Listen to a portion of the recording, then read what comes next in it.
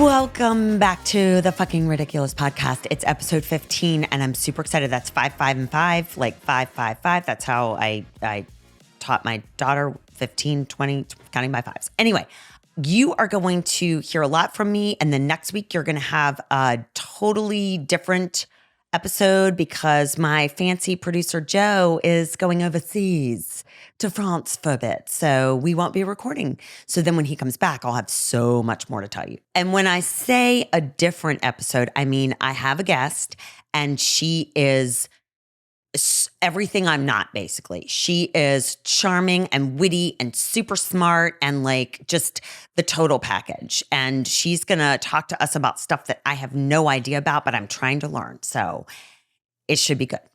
It should be really good. So tune in. Okay. First and foremost, shout outs. If you work in the front office of a school, you are fucking awesome. And you know what? You need to hear that on the daily basis because I was in the school office this morning listening to someone on the phone telling someone the exact same sentence at least 17 times. That conversation must have gone on for 10 minutes, but she only said one sentence. Don't do that, man. Just take it for what it's worth and go and move on. They understand. They really do. So people in the front office at schools, here's to you. House of Dragon. Oh my God, if you didn't see this week's, it's so freaking good. And yes, the nerdy podcast, nerd here. The people on the podcast actually say they're nerds. So I feel like I can repeat what they're saying because I'm not calling them nerds. They call themselves nerds. Is very helpful. And it gives a lot of great information. For instance, last night when my husband hadn't seen it and I was sitting there with him while he's repeating it, I brought up a point.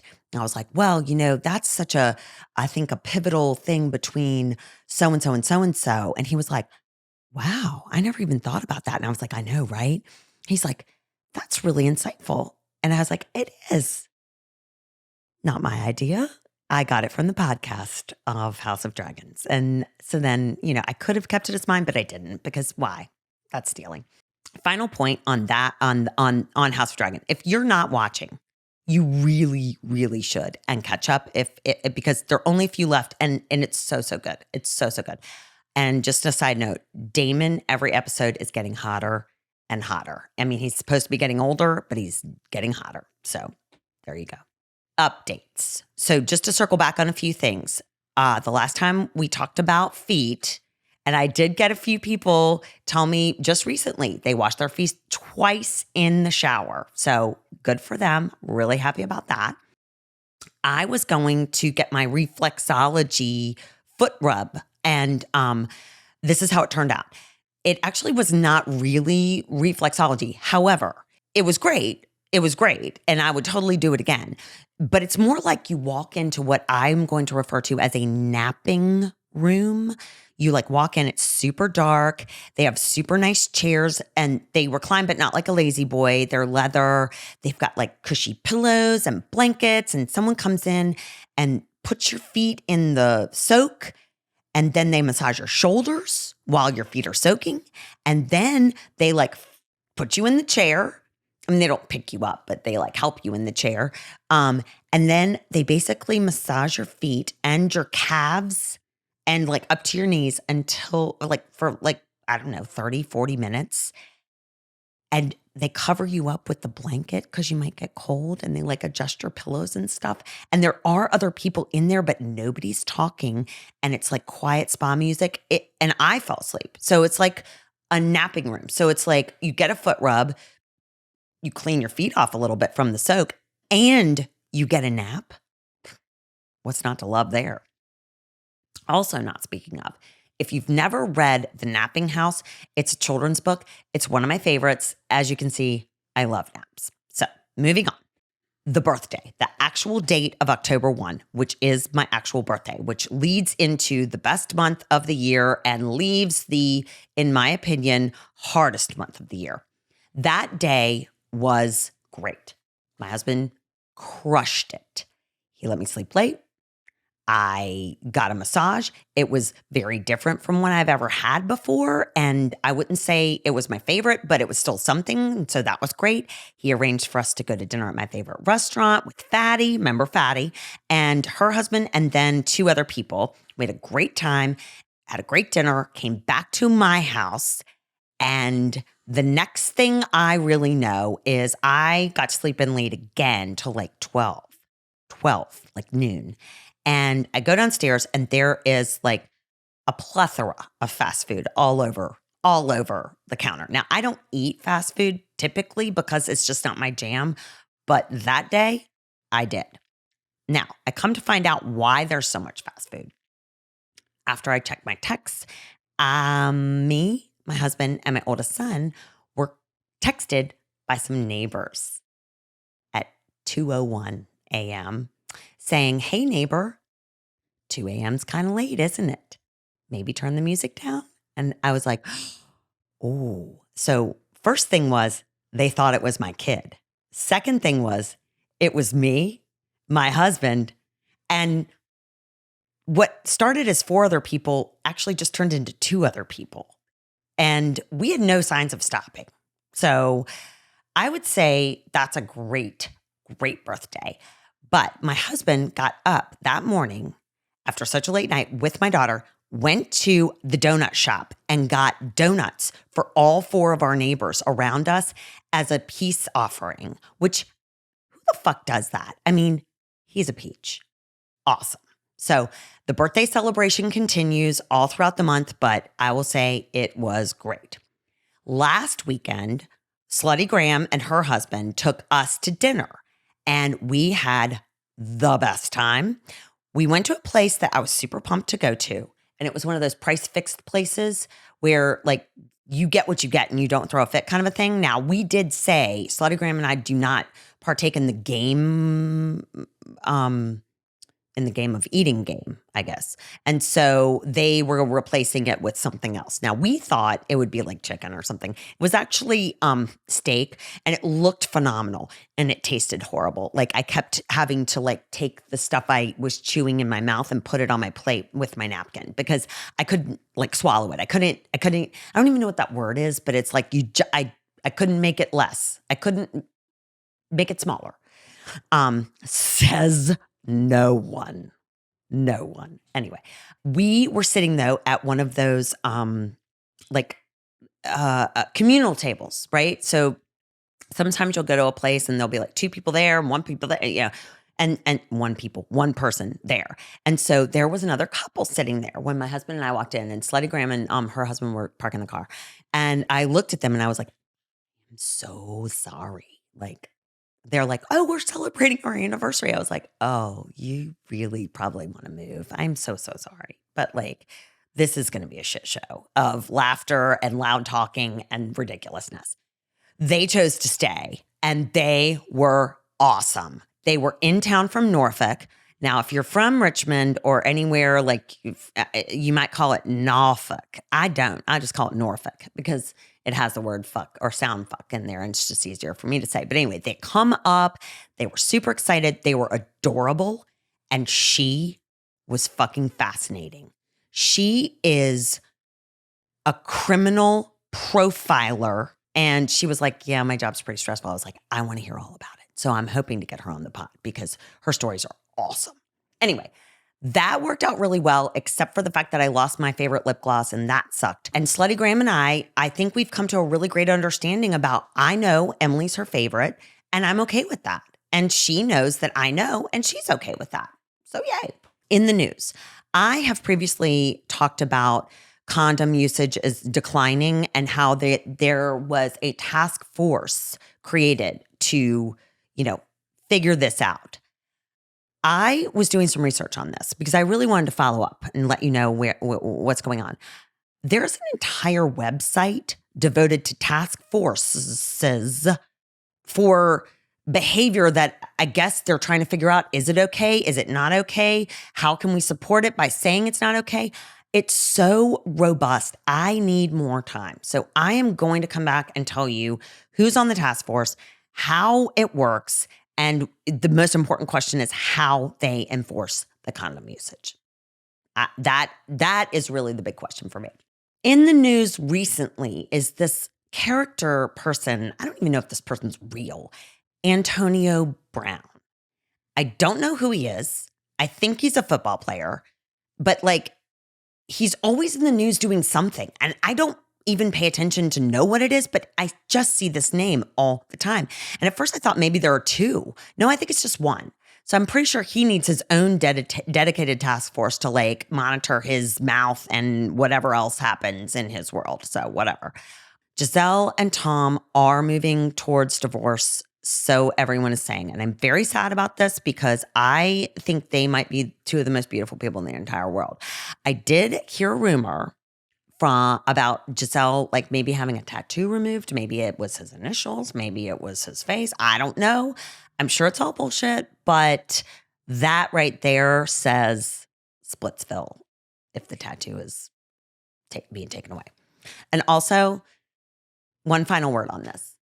Kanye or whatever your fucking name is now restricted again from social media.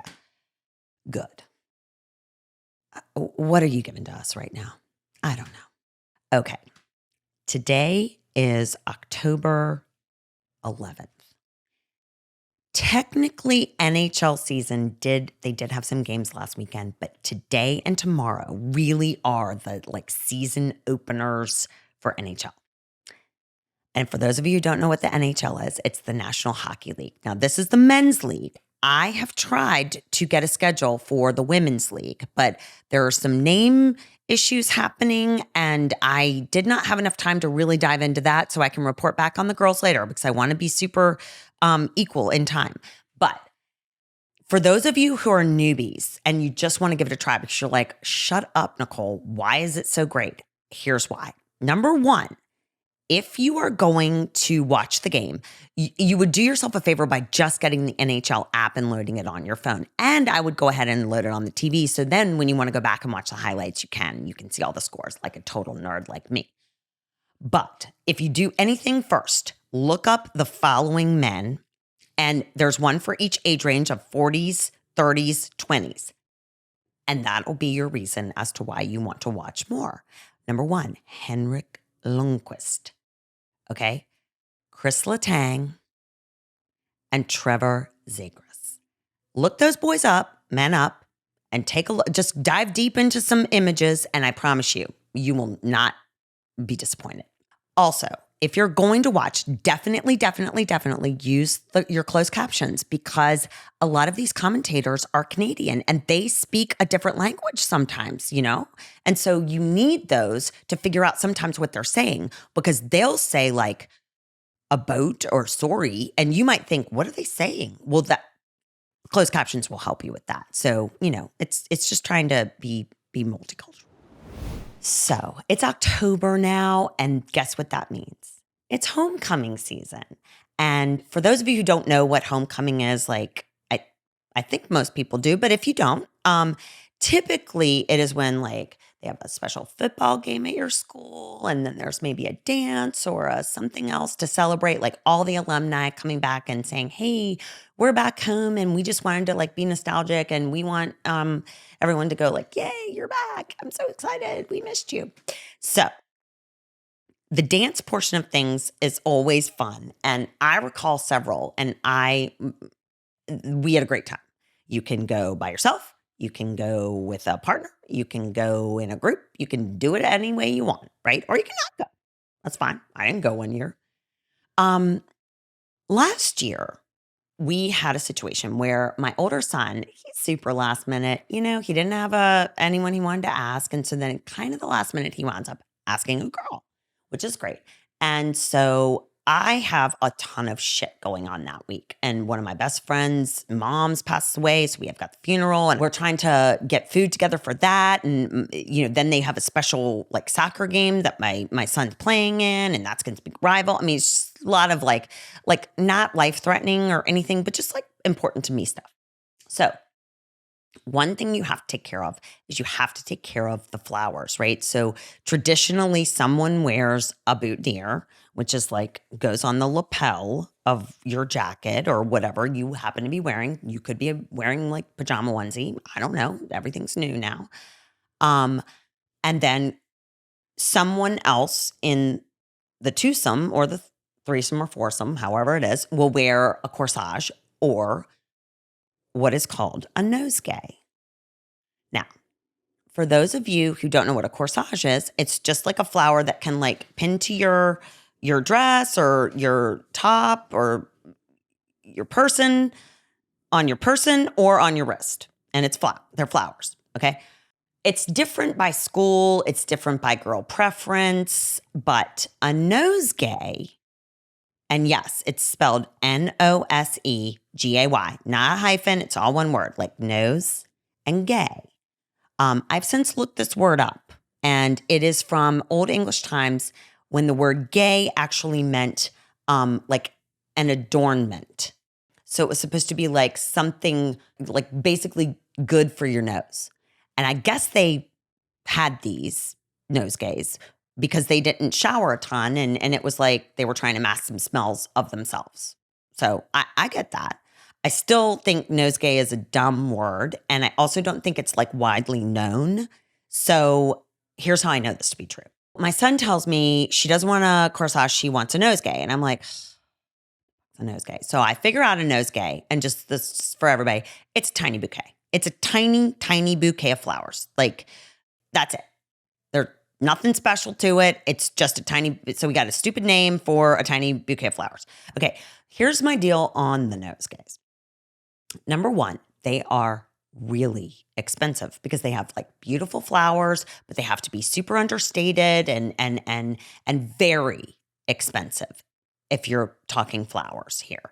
So I go kind of at the last minute, and Fatty, remember Fatty, she says, hey, I was telling her I couldn't find a florist to like get it done.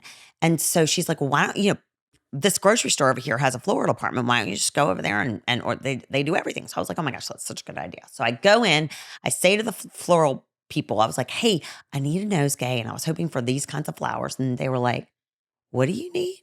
And so I'm like, a nosegay. And they're like, I don't know what that is. And I'm like, well, it's like a tiny bouquet. And so I'm going through and I'm telling them, and I'm showing them pictures, and they're like, oh, okay, cool. So this is like a day or two before the dance.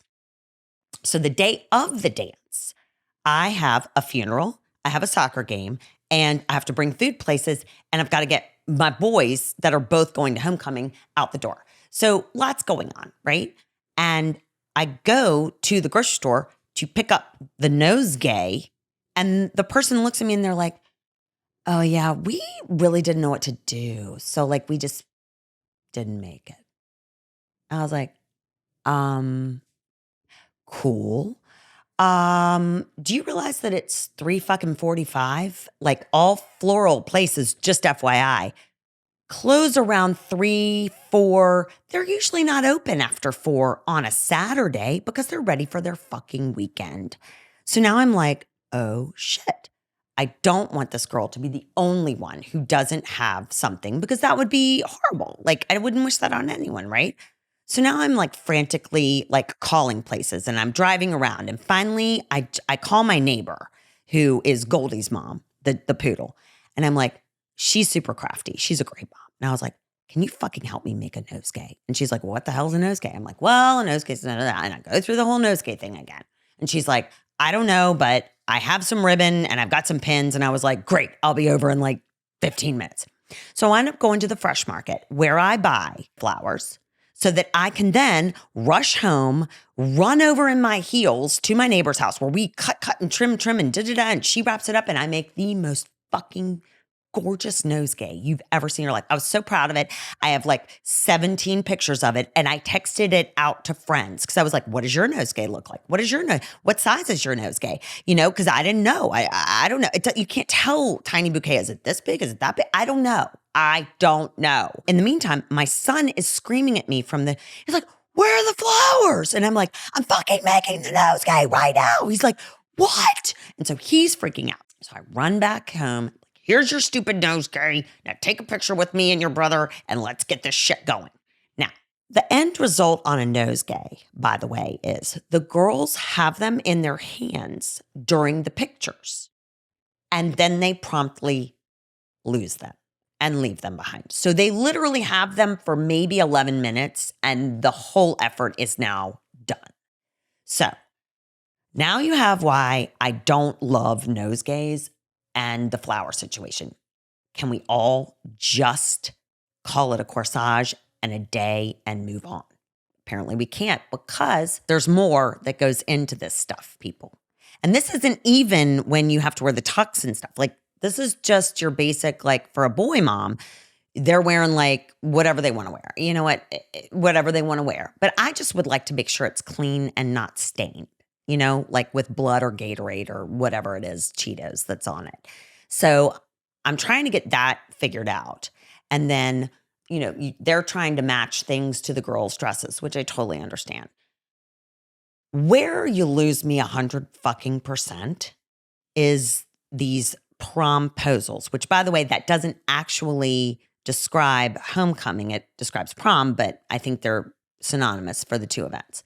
It is not enough now in this day and age to have to, like, you can't ask someone to these things via text. That is frowned upon. And I agree, that is frowned upon. You shouldn't do that. You could call them on the phone, but apparently people don't actually use the phone for the phone. Like, they don't talk on the phone. They might FaceTime, which that could be another way to do this. But the new thing, or the not new thing, but like new since when I was doing this, is you have to come up with some super creative, cutesy, fun way to ask the person that you want to go to the event with you. I think that's ridiculous. I think that's ridiculous for so many reasons. As a mom of boys, right now it's hard enough to get the courage up to ask someone to go with you, even though so-and-so told so-and-so, and so-and-so told so-and-so, and so-and-so that you were going to ask them, and so-and-so, so-and-so, and so-and-so said it was okay, that you said it was okay. So you know you're going to be asked.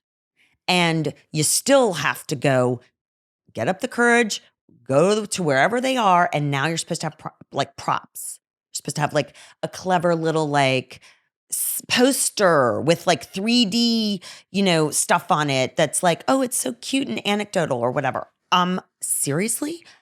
I am not crafty at all. And I'm thinking, well, I might be embarrassed by that. But you know what? Then I think of it from the girl's side, and I'm like, what if you didn't want all that? What if you just wanted to be like, yes, I'll go with you, and like move on from there? But no, there's pictures and videos and all this, and it's being uploaded on social. It's very, very excessive, in my opinion. Again, when my oldest son was in 8th grade, and he was about to go into freshman year, and I was like, well, you know, you'll have like homecoming and you'll have this and that. And he was like, do I have to do that whole like poster thing? I was like, absolutely not.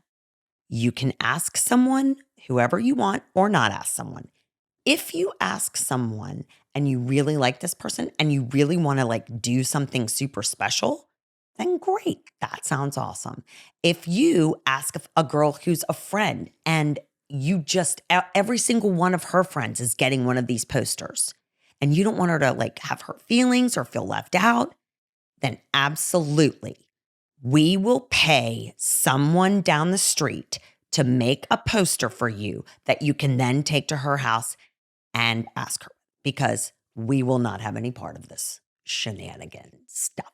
Now, the flip side is some girls make the posters for the guys, which I think is awesome. I think that's awesome. My deal on the promposal is, do not feel pressured to be super creative and arty and crafty. Just ask someone with a smile on your face, looking in their eyes nicely. I mean, that's all I would be looking for right now. Oh, one more thing. Back to the tiny bouquet, which we know is synonymous with the nosegay, which, as I was doing my research, I found out that nosegay can also be known as a tussie mussie. I do believe it's with an IE on both words, but I cannot confirm that. That is not an actual word, so you're going to have to dig deeper for that. But I mean, can we just all say tiny bouquet? God. Not speaking of words that have like a lot of meanings. I recently had a conversation with my newly turned 5-year-old neighbor niece. Neighbor niece, not related to me, but next door neighbor, feels like we're related because we have that kind of relationship. She and I were discussing how she would like to be a unicorn when she gets older. And I was like, I totally want to be a unicorn too. Love unicorns. In fact, I'm going to be a unicorn for Halloween.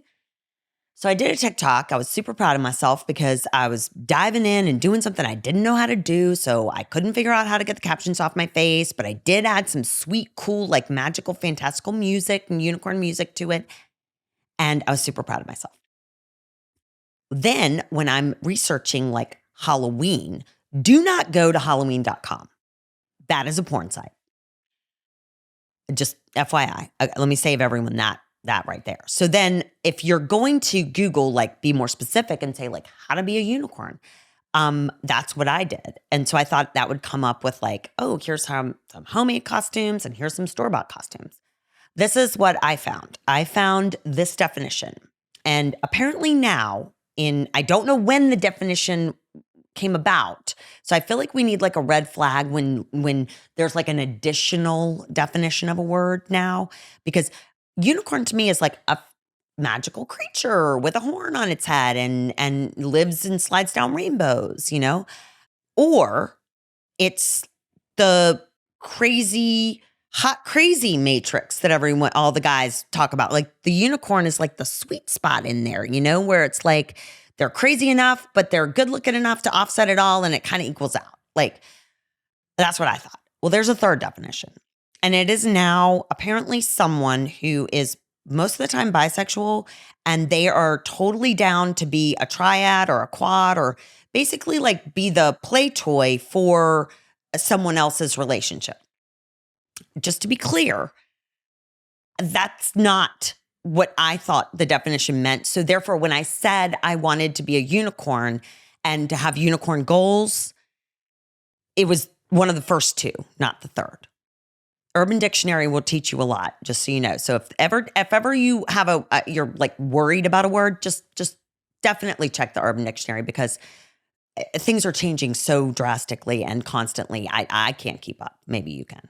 One other thing about Urban Dictionary is that as it is a dictionary and words and how they're used, you will likely find that you need to learn a different language other than English, because I am learning that almost everything I say has a double entendre. And so I'm now worried that I'm saying things to people that they think one thing, I think another, and mine are like the purest, I think, typically. Who knows what they think? I don't know. It's worth investigating. Not so deep thoughts. When you're celebrating your birthday, sometimes shit happens and you don't remember it or you don't recall.